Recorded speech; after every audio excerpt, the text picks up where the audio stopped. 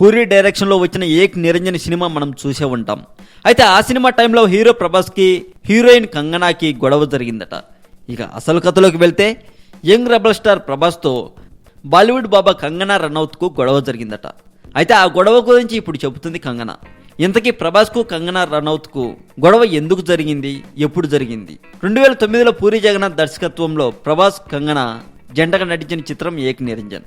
అయితే ఆ చిత్రం షూటింగ్ సమయంలో ప్రభాస్కు కంగనా మధ్య ఎక్కడో యుగో ప్రాబ్లమ్స్ వచ్చిందని, దాంతో ఇద్దరు కూడా ఎడమొహం పెడమొహంతో షూటింగ్ పూర్తి చేశారట.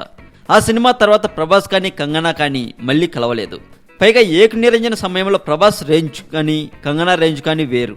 అదే ఇప్పుడు ఇద్దరు కూడా టాప్ స్టార్స్గా ఎదిగారు. దాంతో కంగనా అప్పటి విషయాలను చెబుతూ ప్రభాస్ కూడా హీరోగా ఎదిగాడు అంటూ అసలు విషయాన్ని చెప్పుకొచ్చింది.